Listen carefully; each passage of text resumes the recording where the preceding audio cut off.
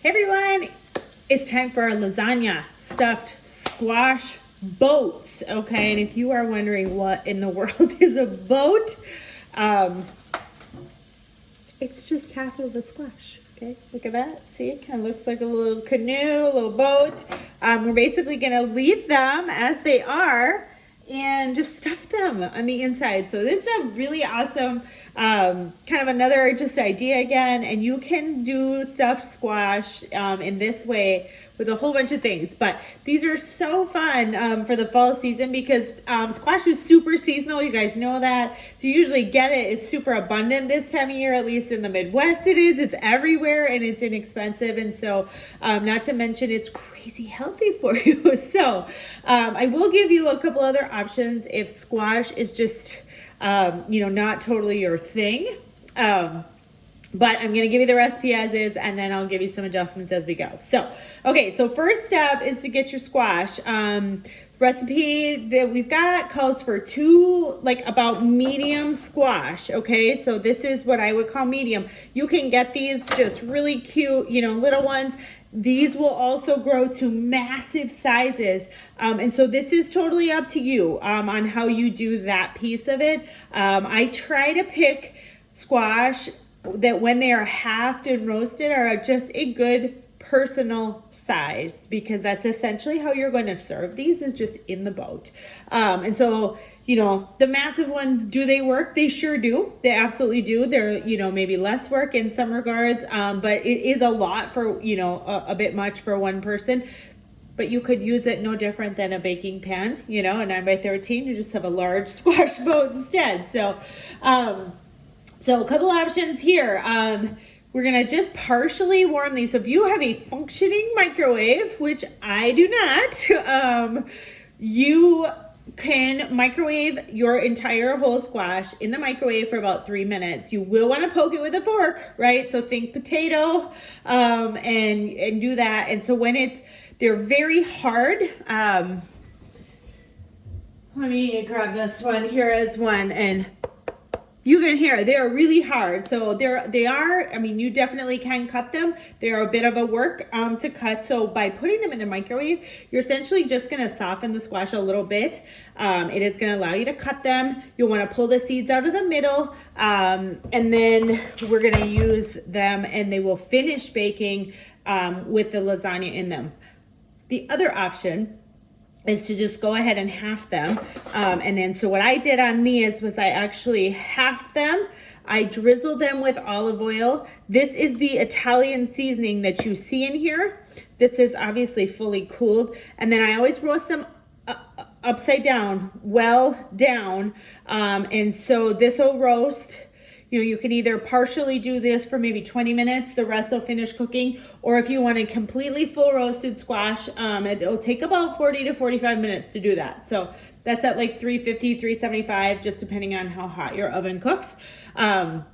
So with this dish, you would rather make this more like a traditional lasagna in a pan and freeze, you absolutely can do that.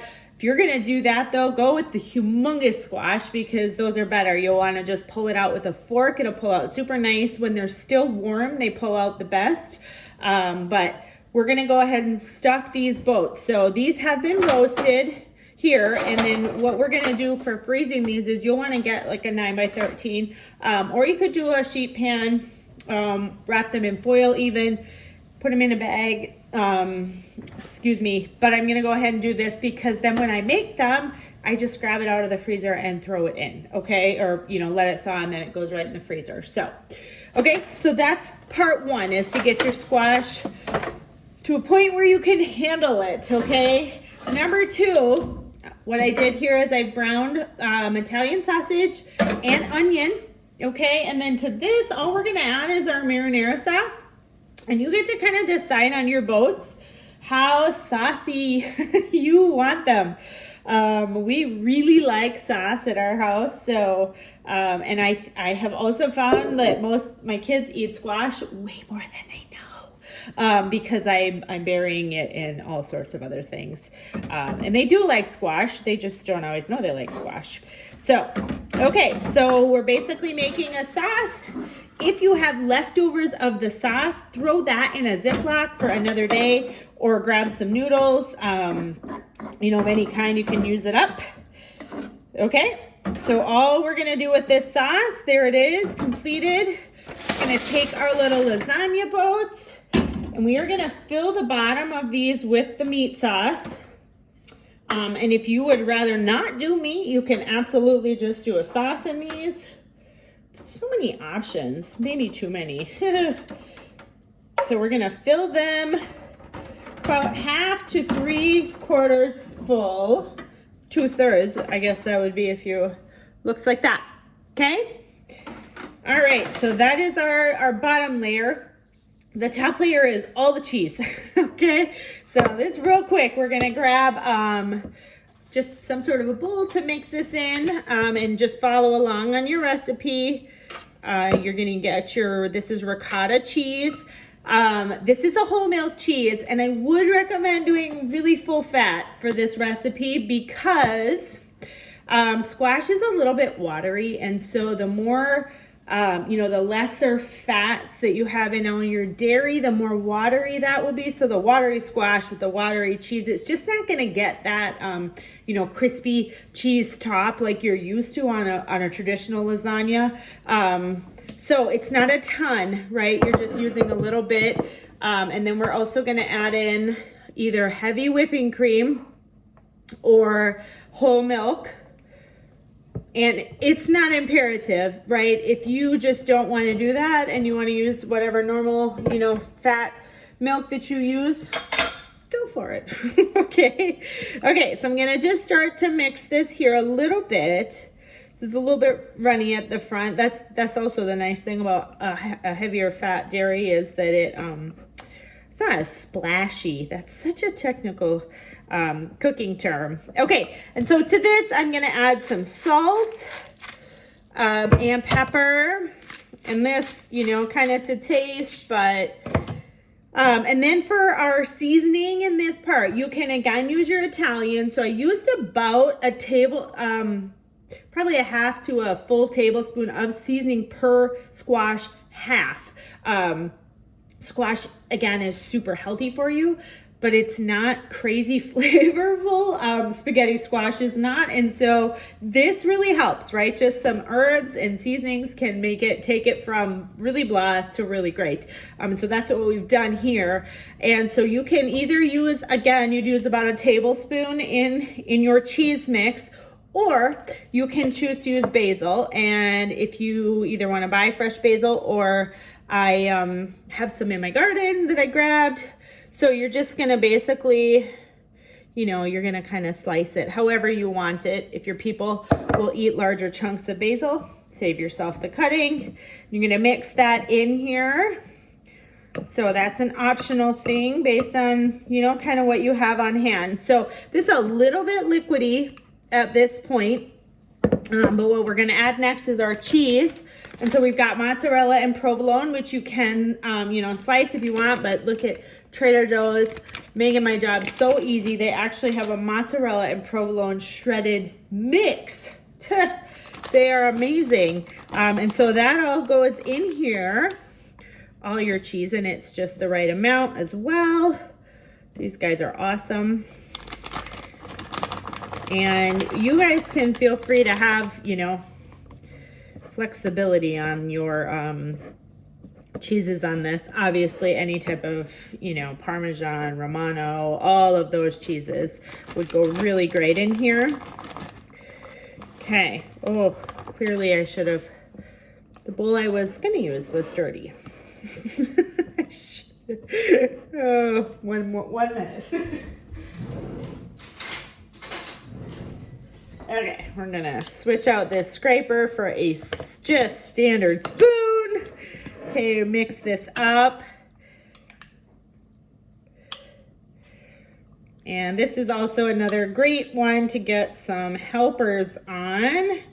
Okay, so I'm gonna, just more for the look of this, and after we top with cheese, I am gonna go ahead and sprinkle some more of the Italian seasoning on, just to kind of give it a little bit of extra color. Okay, So there's your cheese mixture. Super simple.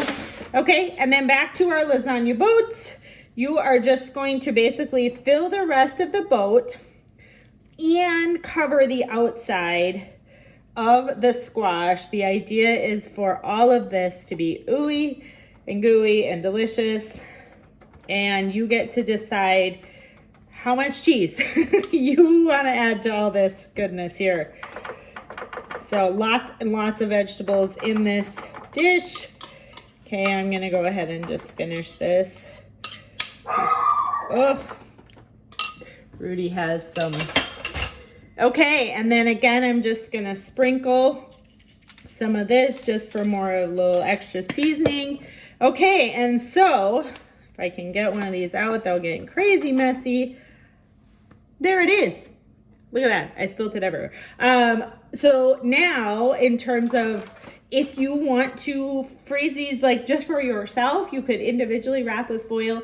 Otherwise, in this pan, foil the pan. If you are going to freeze them for longer, double foil. Double foil is always best. I think it just keeps things from getting any type of freezer burn. But then you'll just thaw these and then they go right in the oven and they come out and they are so gooey. And basically you just eat out of the squash shell. That's your meal. I would throw, like a little salad on the side, maybe some garlic bread, because you really don't have any carbs in here. And you've got a full meal. So couple options for you on this one. If you want to do the 9x13, pull your squash out. Similar if you participated in the back to school menu with the pizza squash. Same idea. You're just going to make a lasagna. The other option is you could easily make this as a 9x13 with just a standard spaghetti noodle. You'd want to boil that. I would recommend not fully boiling it all the way because of the baking and the sauce. It will continue to, cook a little bit. And so you might want to add a little bit of water to your sauce if it's really thick. And then you could just put your noodles on the bottom, sauce and cheese on the top. Easiest lasagna ever, baked spaghetti. So there's your options. So love this meal, super excited. I'm actually gonna make this now because we're gonna eat it tonight. There you go. Let me know what you think if you have any questions, and enjoy.